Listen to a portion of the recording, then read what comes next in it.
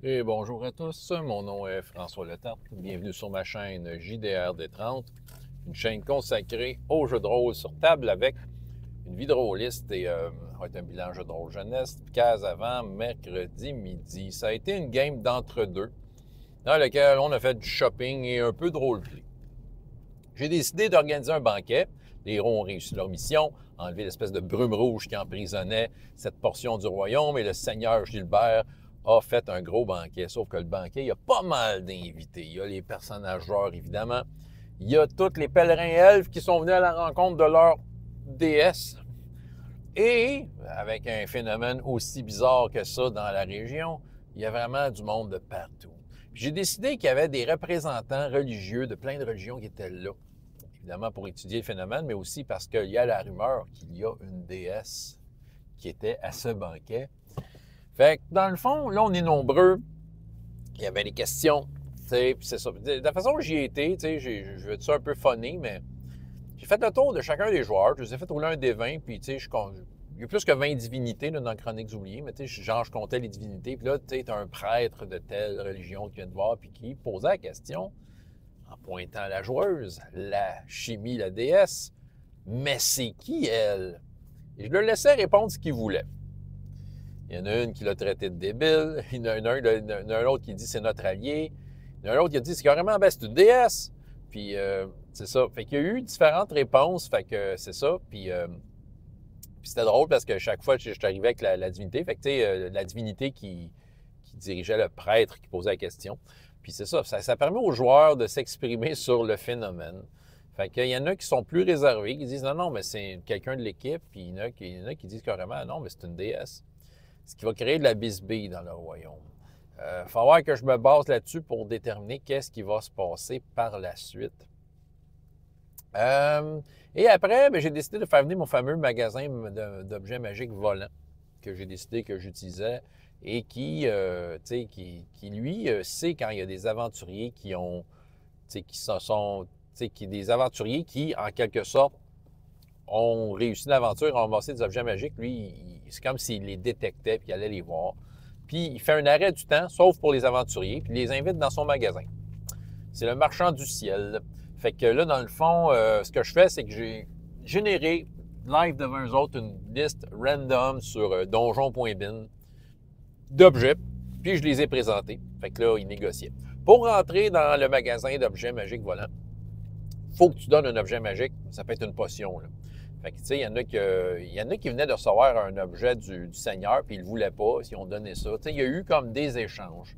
Ces échanges-là, ça, leur ont permis, en quelque sorte, de pouvoir entrer et de magasiner un peu. Ils n'ont pas tout acheté de quoi, en fait. Ils ont presque tous acheté de quoi. Il y avait un tapis volant qui les intéressait, mais il était trop cher.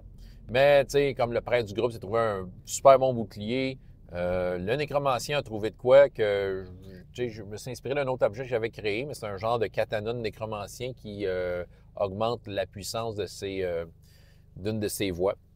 Il y a eu des baguettes magiques de toutes sortes d'affaires. Il y a un parchemin, là, il y a un mage du groupe qui a un grimoire qui, lui, était très intéressé. Il y a un autre qui n'achetait pas des objets magiques, mais il est allé dans le bazar du bizarre. C'est une section dans le livre de Chroniques oubliées que ce sont comme des métaux rares et précieux qui ont toutes sortes de propriétés. Puis lui, c'est un forge-sort. Puis, tu sais, dès le début de la campagne, dès le début de l'année, il dit, moi, je veux inventer des objets, puis ça. Fait que j'ai dit, ben regarde, moi, j'ai dit, il y a tout ça en stock. Dis-moi ce que tu veux. Puis il calcule. Tu sais, je leur avais donné de l'argent, un budget. Fait que lui, il calculait son budget, il y a telle affaire. Clairement, il va me faire plein d'affaires cheatées. Whatever. C'est son idée. Il va comme, améliorer beaucoup son sort. Ce qui est drôle de ce personnage-là, c'est un robot. Déjà, le robot a une réduction de dommages par rapport aux dommages de feu. Comment ça marche, dans le fond, c'est ça. Quand il reçoit des dommages de feu, bien, il peut faire moins 5 ses dommages. À toutes les fois qu'il reçoit des dommages, ce qui était déjà pas mal fort pour un arme forgée. Mais là, il a pris une voie prestige qui s'appelle Sang Dragon. Et le Sang Dragon, en F5, il a décidé de dragon de feu. Ça veut dire qu'il y a une réduction de dommages de moins 10. Ben oui, j'accumule. Je suis sûr qu'il y a une règle quelque part qui dit tu fais pas ça. Moi, je l'accumule, regarde. Eh oui, il est résistant au feu pour vrai. Puis là, il est en train de faire, en tout cas, il est en train de se monter de quoi. Il va comme modifier son armure personnelle. Puis en tout cas, clairement, je sais que c'est un joueur qui fait ses devoirs. C'est un joueur qui connaît le jeu. Écoute, tu sais, quand Quand il m'a dit, hey, je veux voir, je pense que c'est à partir de la page 120 dans le livre. C'est comme, hein?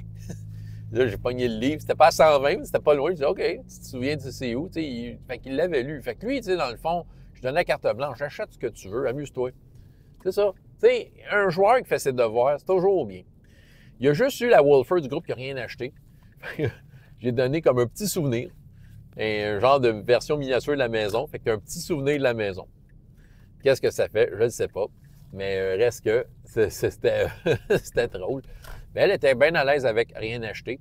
C'est ça. Puis la chimie en question, la déesse, là, tu sais, là, comme c'est là, elle veut savoir tout, là. Puis, tu sais, il y a des elfes pèlerins qui en savent plus. Fait que clairement, il va falloir que je réponds à ces questions parce qu'il faut partir à l'aventure. Là, on a fait une séance un peu plus roleplay. Ça peut pas être ça la semaine prochaine. Faut qu'on tombe direct dans l'action, dans quelque chose de concret, tu sais, un but à atteindre. Ce qui fait que là, c'est ça, je vais essayer d'être proactif sur le Teams, de répondre aux questions du mieux que je peux, tout ça. Puis c'est ça. J'ai décidé d'être généreux. Au niveau des prix, c'est ça, c'est un peu embêtant parce que Donjon.bin sort des prix que, d'après moi, ils n'ont crissement pas d'allure, là. Ça se peut pas que ça vaille ce prix-là.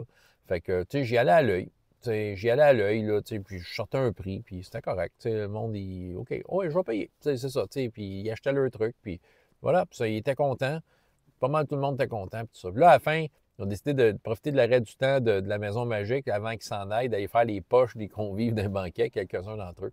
Il y a juste Chimie qui a essayé de faire un vol. Elle a acheté une baguette qui lui permet d'activer la voix du roublard, en quelque sorte.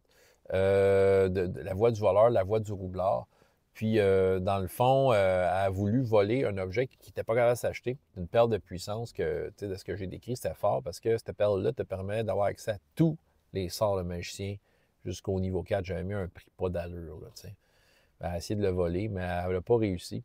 En fait, elle voulait un naturel, fait que la maison l'a pris, la maison a deux mains, elle l'a pris, elle, la chimie, puis la maison l'a kické, puis le gnome a dit « Reviens plus jamais ici! » Fait qu'elle est barrée à vie du magasin. Fait que c'est ça. C'est pas mal ça la conséquence. Mais bon, c'est correct. Ils ont pu se refaire un peu. Fait que ça, moi, de mon côté, c'est sûr, j'ai beaucoup de devoirs à faire pour eux. Et surtout de trouver une aventure qui pourrait avoir de l'allure. J'ai pris quelques notes. Je vais fouiller à travers mes notes, là, voir un peu sur quoi je m'enligne. Mais c'est ça, ça va prendre une quête qui est rassembleuse. Parce que oui, beaucoup d'éléments tournent au cours d'un personnage incarné par une joueuse. Mais là, c'est ça. Il faut quand même que je prépare mon truc pour faire en sorte que tout le monde se sente concerné, qu'il soit quand même le centre de son univers avec qui influence, qui a de l'influence sur son entourage. Fait qu'il y a un peu de ça. Fait que, mais reste que c'était très bien. Fait que Chimie s'assume très bien en tant que déesse. Mais c'est ça, il y a eu une déclaration comme de quoi que la déesse de l'arbre d'or va ramener la justice. Et le seigneur Gilbert, en secret, à un des personnages, a dit, écoute, il y a eu on a su que les dieux avaient été enfermés il y a très longtemps, et c'était à cause d'une elfe qui avait réussi à bannir les dieux d'RPGS. Fait que, c'est sûr que le monde font des affaires. Il y a un des joueurs que j'ai donné, lui, c'est un érudit, fait que j'ai dit, garde tout ce qui a trait à l'arbre d'or, tu roules qu'avantage. Fait que, clairement, c'est un joueur que, ça, c'est le genre de joueur que, justement, des fois, il ne sait pas trop quoi faire, mais, lui, je l'informe. Je pense qu'il aime ça que je l'infodump, puis il aime partager son savoir. Fait que je vais aller dans cette direction-là avec lui, Puis c'est très logique avec le concept de son personnage, parce que, justement, il y a comme une capacité qui s'appelle érudit, puis que, genre, n'importe quoi, là, de quoi de niveau Wikipédia, il y a plus 10. Ce qui est énorme, là. Fait que c'est un gros jet. C'est ça. François Letarte, JDR de 30, et jusqu'à la prochaine fois, il y a autant de plaisir dans la vie que dans les jeux. Au revoir.